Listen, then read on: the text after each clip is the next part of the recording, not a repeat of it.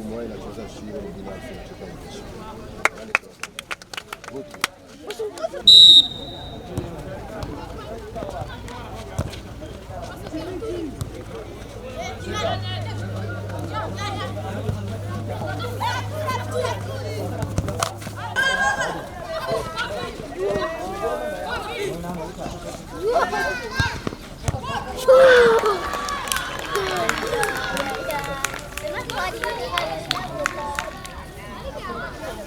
Aujourd'hui, nous avons organisé cette journée sportive dans le cadre de la commémoration de 11 ans d'anniversaire depuis la naissance de l'équipe Ramba FC.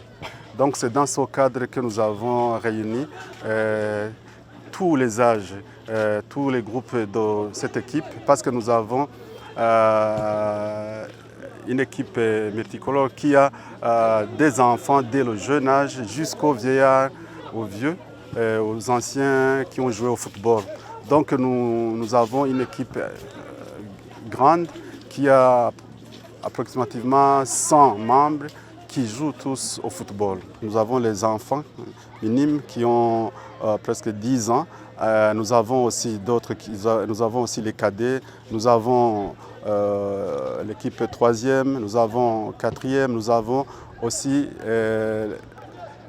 les vétérans, ceux qui ont dû jouer au football dans le passé, mais qui continuent à jouer dans le cadre d'encadrer les jeunes. On a vu que jouer au football c'est bien, mais on doit quand même l'associer à autre chose, en l'occurrence l'environnement. C'est dans ce contexte qu'en 2017, on a créé une association sans but lucratif dénommée Boussole pour le développement communautaire pour pouvoir aider les communautés à aller de l'avant. Donc nous leur avons quand même servi de tremplin. On a commencé à réfléchir, voir ce qu'on pourrait faire et on a entamé directement la plantation d'arbres. On a planté ces arbres en 2017. Maintenant, ces arbres sont vieux de 4, bientôt 5 ans.